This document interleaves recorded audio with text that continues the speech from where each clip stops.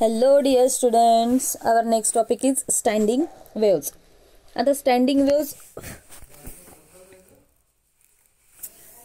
Waves कशा काढतात, काय असतं, what is by standing waves, त्याच्या प्रॉपर्टीज काय आहे, हा क्वेश्चन येऊ शकतो. एक 3 मार्काला वगैरे हा क्वेश्चन येतो समजा आला तर.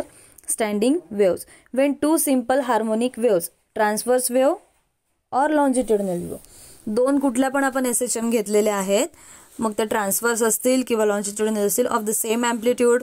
पहिलेपासून जे आपण वाचत आलेलो आहे त्याची जी कंडिशन आहे, कंडिशनचा एक व्हिडिओ आपण बघितलेला आहे आधीचा.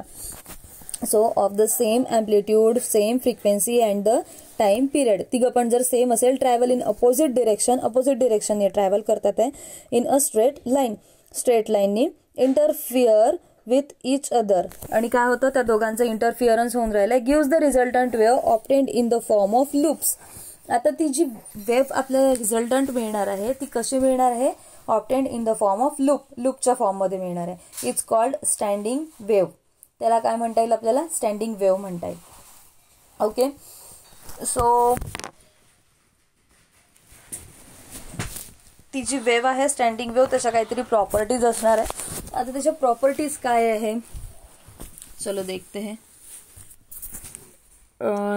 Properties of standing wave, longitudinal wave. Okay, पहिला, when a standing waves are form in a medium, there are some points at which the displacement of particle of the medium is always 0. जेव्हा आपल्याला standing wave तयार होतात आहे, तेव्हा जे medium आहे त्याच्यात काही पॉईंट्स असे असतील की जिथे डिस्प्लेसमेंट जे आहे ते 0 असणार आहे. ओके, आपल्याला समजू शकते जेव्हा आपण डायग्राम बघतो तर तेव्हा जिथे काहीच डिस्प्लेसमेंट झालेलं नाही आहे तिथे आपण 0 दाखवू शकतो. ओके, हे बघा या फिगरमध्ये बघा, हा जे डॉटेड लाईन आणि जी स्ट्रेट लाईन आहे ती जिथे जिथे इंटरफिअर करते एकमेकांना, त्या जे पॉईंट्स असतील तिथे त्यांचं डिस्प्लेसमेंट किती असणार आहे, 0 असणार आहे. अशा ठिकाणी गोष्ट सुरू. सच अ पॉइंट्स आर कॉल्ड नोड्स, आणि त्या पॉइंट्सला काय म्हणतात, नोड. जिथे कुठलंच डिस्प्लेसमेंट होत नाही आहे किंवा 0 डिस्प्लेसमेंट होतंय तेव्हा त्याला काय म्हणायचं, node. That is, nodes are the points where the particles are at their mean position having the maximum strength. नोडवर काय असतात, पार्टिकल जे आहे ते आपापल्या जागेवर असतात आणि त्यांच्याजवळ जो आहे मॅक्झिमम स्ट्रेन असतो. The points at which the displacement of a particle of a medium is maximum are called antinode, आणि जिथे पार्टिकलचं डिस्प्लेसमेंट जे आहे ते मॅक्झिमम होऊन राहिलेलं आहे तेव्हा त्याला काय म्हणतात, अँटीनोड.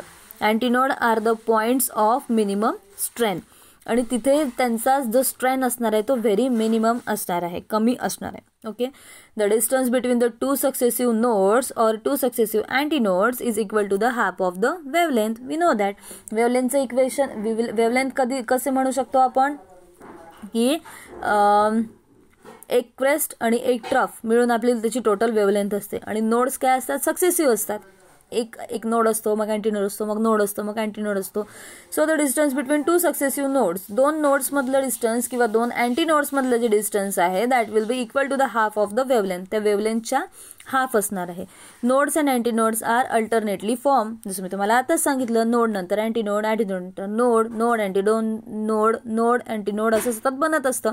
सो ते काय म्हणतात आपण, अल्टरनेटली फॉर्म. ते जे आहे ते कसे बनतात, अल्टरनेटली फॉर्म होतात. Okay, the distance between the node and adjacent antinode is π/4. Okay, total wavelength किती असते आपली, पाय. त्याच्यानंतर 2 सक्सेसिव्ह नोडमधलं डिस्टन्स π/2, आणि एक नोड आणि एक अँटीनोड यांच्यातलं डिस्टन्स किती असते, π/4. ओके, नेक्स्ट 4th नंबरची property, all the particles except the nodes vibrate simple harmonically. Okay, नोडवरचे जर पॉईंट सोडले तर बाकीचे सगळे जे आहे ते सिम्पल हार्मोनिकली व्हायब्रेट होतात. All the particles within the loop are in a same phase of the vibration. एका ज्या लूपमध्ये असणारे जे सगळे पार्टिकल्स आहे ते काय होतात, all the particles within the loop are in the same phase. ते कसे असतात, एका सेम फेजमध्ये of vibration.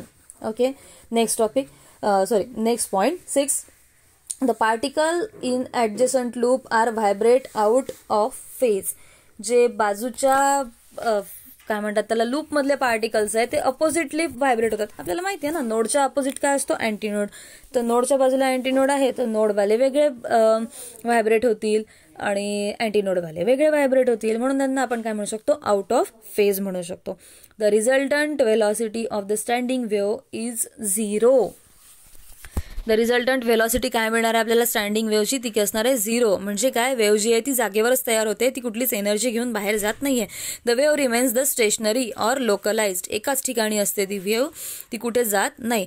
And so there is no transfer of energy through the medium. आणि त्याच्यामुळे काय होतं की त्याच्यातनं कुठलीच एनर्जी जी आहे ती ट्रान्सफॉर्म होत नाही. ओके, ती वेव्ह जी आहे ती फक्त जागेवरच व्हायब्रेट होते आणि म्हणून त्याच्यामधली कुठलीच एनर्जी जी आहे ती व्हायब्रेट काय म्हणतात त्याला ट्रान्सफर केली जात नाही. Okay, these are the some properties of standing longitudinal waves. Okay, clear.